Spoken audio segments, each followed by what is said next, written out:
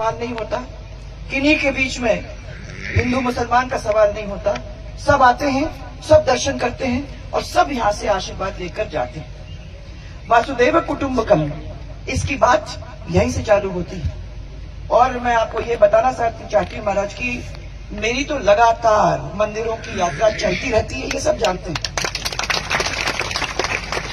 चाहे वो तन्नोट हो, चाहे वो रामदेवरा बाबा हो, चाहे वो आसोत्रा हो, चाहे वो नाकोदा हो, चाहे वो जसोर की देवी हो, चाहे वीरात्रा की माता हो, चाहे हमारे ये सब आश्रम हो, उन सब के अंदर बार बार जाने का मौका मिला है। और अभी 4 दिन से मैं सबसे पहले तो, और इसकी तो बहुत मैंने बात चल रही है, क्यों गई? अरे क्यों गई?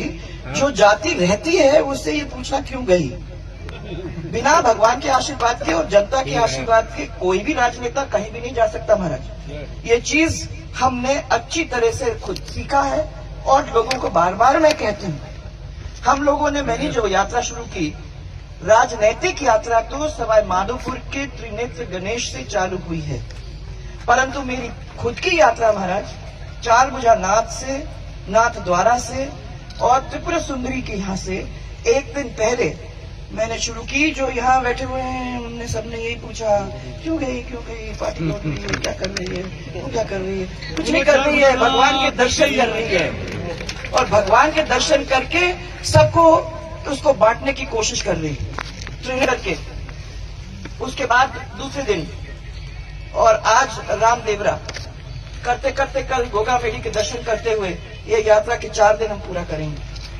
मैं तो सिर्फ आपको यही कहना चाहती हूँ कि महाराज ने जो कहा ये ध्यान रखने की जरूरत है। और भगवान का जब भी हम लोग किसी तरीके से भी प्रार्थना करके साथ चलते हैं, उनका आशीर्वाद पाते हैं, तो भाई साहब हुक्म, खुशी तो होगी होगी, ऊर्जा आ ही जाती है, कभी थकान होती नहीं है और आदमी चलता ही रहता है, कोई रोक नहीं सकता है।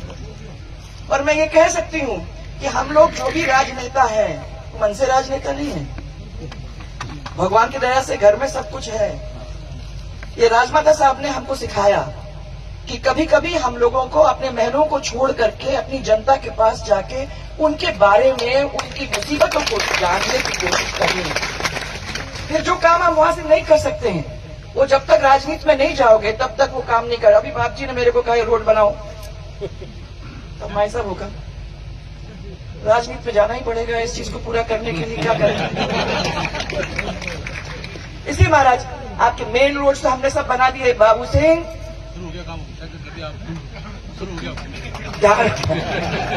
मैं तो इनको सबको कहूँ, ये सब लोग, अरे मैं तो जानती हूँ कि मेहनत करने में आप लोगों ने कमी नहीं छोड़ी है। मुझे मालूम है कि कितना दुख भी पाते हो।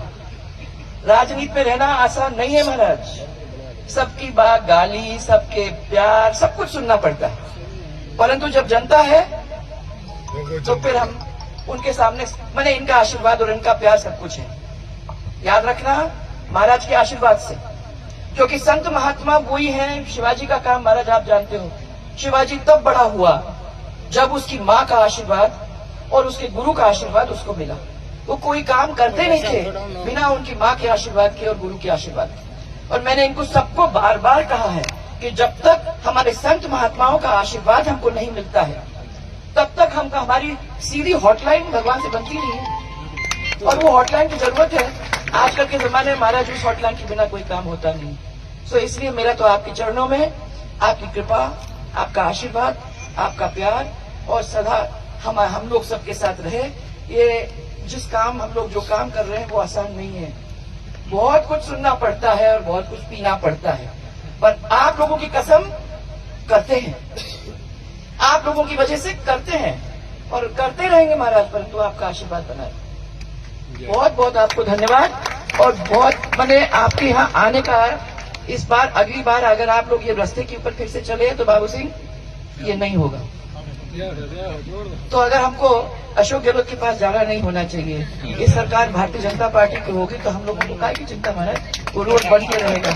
अगली बार आप यहाँ से चलोगे तो ये एक मुसीबत नहीं होगी। आपको बहुत बहुत धन्यवाद महाराज, आपके चरण को छूते।